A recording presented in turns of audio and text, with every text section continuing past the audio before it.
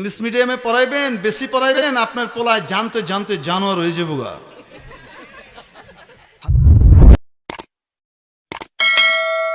জি মোহাম্মদ সেলিম সাহেব বাংলাদেশ আওয়ামী লীগের একজন সংসদ সদস্য, নাম শুনেছেন তো? লালবাগের এমপি। উনি আজ থেকে প্রায় 4 বছর আগে, যতটুকু মনে পড়ে 2016-র দিকে, 16 বা 17-তে এক জায়গায় আমার মাহফিল ছিল, ওনার এলাকাতেই উনি আসলেন। এসে চেয়ারেও বসলেন না, ওনাকে চেয়ার দেয়া হলো কিন্তু উনি চেয়ারে বসলেন না, নিচে বসলেন। এবং এসে তাড়াহুড়াও দেখাইলেন না, আমার সময় নাই, এনে যাবো। বুঝতে পারছেন? একটু কথা কয়ে যাবো গা, এটাও করেন নাই। চুপচাপ বসেছিলেন 1.25 ঘন্টা। আমি বয়ান তো তার আগে থেকে করছি, আমার একটা বদ অভ্যাস আছে, শুরু করলে হুঁশ থাকে না যে কয় মিনিট গেল।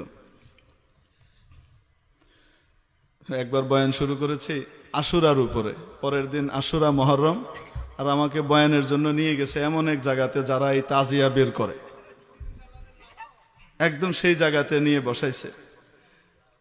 আমার একটা অভ্যাস আছে, আমি কোনো সময় কারো সমালোচনা করার জন্য করি না। আমার মনে বড় ব্যথা থাকে যে এরা যে ভুল কাজটা করছে, এই ভুল কাজটা থেকে যেন তারা ফিরে আসে। এই জন্য বড় দরদের সাথে কথা বলার অভ্যাস, এটা আমার আকাবির শেখ সন্দীপী হজরত মাওলানা ইদ্রিস সাহেব রহমতুল্লাহ আলাইহির কাছ থেকে আমি দেখেছি এবং নেয়ার চেষ্টা করেছি, ওনার সোহবতের বরকত। তো মনের গভীর থেকে খুব ব্যথা নিয়ে আলোচনা শুরু করেছি। তো মানুষ তো সব বসে আছে, উঠাউঠি নাই। তো আমার ধারণা হয়েছে, বয়ান শুরু করেছি 8:15-টায়। কয়টায়? 8:15-টায় বয়ান শুরু হয়েছে। তো পুরো তারিখ ইতিহাস সহ আস্তে আস্তে এক পর্যায়ে হঠাৎ মনে হলো রাত মনে হয় বেশি হয়ে গেছে, 12টা মনে হয় হয়ে গেছে, তো বয়ান বন্ধ করে দিই তাড়াতাড়ি। তো আমি বললাম যে ভাই কয়টা বাজে? তো ঘড়ি দেখে বলছে 2:30টা বাজে। কয় ঘন্টা হয়েছে হিসাব করেন, আমার খবরও নেই। আমার মনে হচ্ছে কথা এখনো শেষ হয় নাই, আরো দরকার, দিয়ে তাড়াতাড়ি শেষ করে দোয়া করে দিছি। তো এই অভ্যাস আমার আছে যে কোনো কোনো সময় ঠিক থাকে না যে কয়টা বেজে গেল। আর যারা আমার সামনে বসে এদেরও কেমন যেন মাথা নষ্ট হয়ে যায়, এদেরও মনে থাকে না সময় কতটুক গেল। এমনও আল্লাহ তাআলা ভালো কিছু মানুষ আমাকে মিলান যারা মন দিয়ে কথাগুলা শুনতে থাকে। আসলে তাদের মনের তাকাজার কারণে আল্লাহ মন থেকে কথা বের করে, এটা হলো বাস্তব। তো মেরে মুহতারাম দোস্ত আজিজও বলছিলাম যে হাজী সেলিম সাহেব এসছেন, তো উনি 1.25 ঘন্টা বয়ান শুনেছেন। আমার তো জানি না যে উনি 1.25 ঘন্টা শুনছেন। কিছুক্ষণ পরে দেখি উনি উঠে চলে যাচ্ছেন। তো একজন এমপি, সংসদ সদস্য, ওই এলাকার দাপুটে মানুষ এসেছেন, বসেছেন, মজমাকে সম্মান জানিয়েছেন, সম্মেলনকে সম্মান জানিয়েছেন, আলোচককে সম্মান জানিয়েছেন, আলোচনার বিষয়বস্তু কোরআন হাদিসকে সম্মান জানিয়েছেন, তাড়াহুড়া দেখাননি। তো এরকম ব্যক্তিকে সম্মান করা, সম্মান দেয়া, এটাও ইসলামের শিক্ষা। কিন্তু যদি কেউ বেয়াদব হয়, কিছু বেয়াদব থাকে, আল্লাহ হেফাজত করুক সবাইকে, এই ধরনের বেয়াদব গুলার জায়গা দুনিয়াতেও নাই, আখেরাতেও নাই। তো ওই ভদ্রলোক যখন চলে যাচ্ছেন, আমি বললাম হাজী সাহেব আপনি তো ওয়াজ করুন লাগবে, আপনি একটু বয়ান করেন, আপনি একটু বয়ান করেন। উনি বলছেন আমি ওয়াজ টজ শুনি না হুজুর, 5-10 মিনিট হই না জায়গা, আপনার এটা ভালো লাগছে, 1.25 ঘন্টা শুনছি, চায়া দিয়ে 1.25 ঘন্টা হয়ে গেছে গা, সারাদিন ঘুমাই নে কেছি, সকালে উঠছেন ঘুমাইতেছে, একটু ঘুমামো, বেয়াদবি নিয়েন না। তো আমি বললাম বেয়াদবি নিচ্ছি না, আপনি একটু বয়ান করেন। আপনি বয়ান না করলে আমি বয়ান করব না। আমি বয়ান বলছি, বক্তৃতা বলছি না, কারণ বক্তৃতার ভিতরে তো সব রকমের জিনিস এসে ঢুকে, আর বয়ানের ভিতরে ইসলামী বিষয় থাকে, আমাদের সামাজিক পরিভাষা অনুযায়ী বলছি। তো আমি ওনার সাবকনশিয়াস মাইন্ডে এটা ঢুকিয়ে দিতে চাচ্ছি যে এখানে দলীয় বা এটা সেটা অন্য কোনো আলোচনা না করে ধর্ম সংশ্লিষ্ট আলোচনা করলে এটা ভালো। তো এখন উনি বলেন ঠিক আছে হুজুর 2 মিনিট করে জায়গা, আপনি ওয়াজ করেন, এটাই ভালো লাগতাছে, এটা হোক। তো উনি 2 মিনিট ওয়াজ করতে গেছেন, কিন্তু 2 মিনিটটা আল্লাহর রহমতে বরকতে 25 মিনিট পার হয়েছে। উনি বেশ চমৎকার কিছু কথা বলছেন, অনেকগুলা, মানে আমি সবগুলো আপনাদেরকে বলবো না, সংশ্লিষ্ট 2-3টা বলবো। একটা কথা বললেন সবাইকে লক্ষ্য করে, আপনারা আপনাকে পোলারে হাফিজি পড়ায়েন, হাফিজি হাফিজি খানায় পড়ায়েন, এফজো পড়ায়েন, ইংলিশ মিডিয়ামে পড়ায়েন না। আমি ওনার বক্তব্য দিচ্ছি, এটা আমার না, দেখেন। ইংলিশ মিডিয়ামে পড়াইবেন, বেশি পড়াইবেন, আপনার পোলায় জানতে জানতে জানোয়ার হয়ে যাবো গা।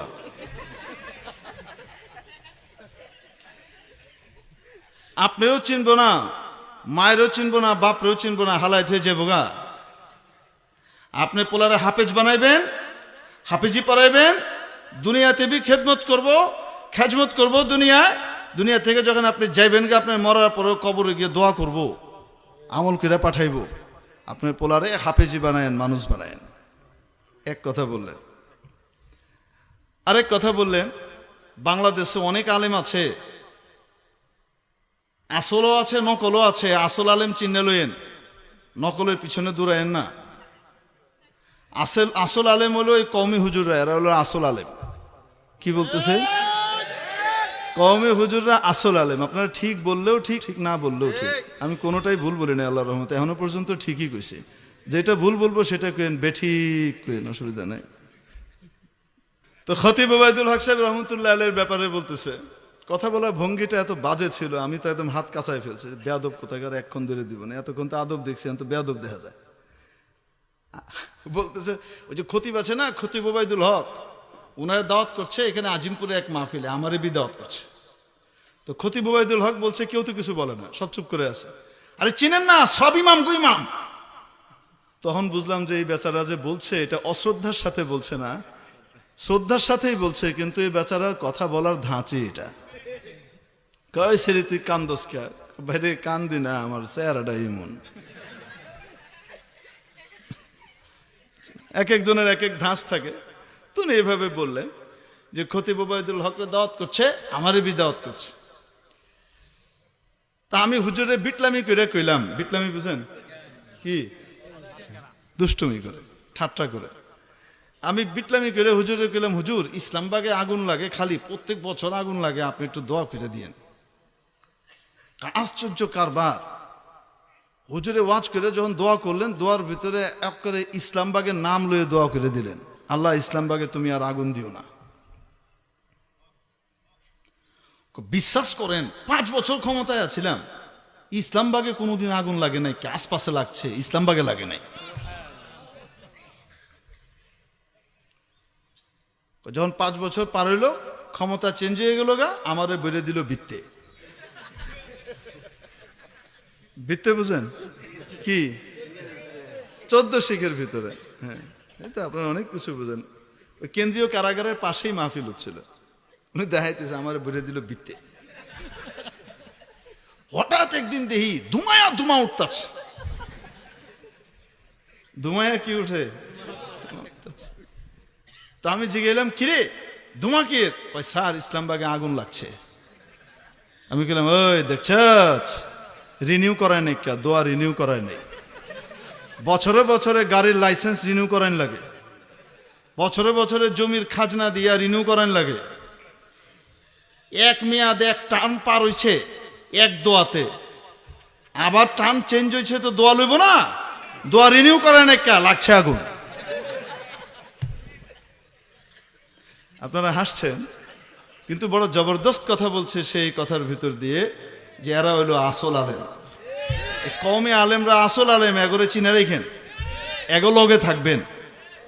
কয়টা বললেন? মানুষ বহু রকমের আলোচনা সমালোচনা করে ওনাকে নিয়ে, কিন্তু ওনার কনসেপ্ট বড় বড় ক্লিয়ার। আমি খুব অবাক হয়েছি। তৃতীয় কথা বললেন, সে তৃতীয় কথাটা বলার আগে আপনাদেরকে বলে নিচ্ছি, 2016-তে সম্ভবত একবার বিরাট একটা ভূমিকম্প হলো ফজরের আজানের আগ দিয়ে। আপনাদের মনে আছে? রিখটার স্কেলে ওটা 7.8 মাত্রার কি ছিল, 7.8 এই মাত্রার ভূমিকম্প ছিল। এই মাত্রার ভূমিকম্পে পৃথিবীর বিভিন্ন দেশে, অনেক দেশে বিপুল জান মালের ক্ষয়ক্ষতি হয়েছে। শত শত বাড়িঘর দালান কোঠা ভেঙে গেছে, মুখ থুবড়ে পড়েছে, হাজার হাজার মানুষ মারা গেছে। তো উনি বলছেন, যখন এই ভূমিকম্পটা হইল ওই সময় আমি ঘুমাইতেছি। আমার কলকাতা থেকে আমার বন্ধু ফোন দিচ্ছে, আমি জেগে ফোন দিচ্ছি, কয় দোস্ত নেতা কি করেন, কি করতেছেন, কই আছেন? তা আমি বললাম ঘুমাইতেছি। আরে ঘুমাইতেছেন, ভূমিকম্প হইতেছে তো। আমি চাই দিই উপরের ফ্যানটা পাংখাটা ইম্বিম্বিল উঠতেছে। করিব করিব রেওয়ায়ত বিল লফজ করতেছি, প্রায় একদম একই হবে আশা করি।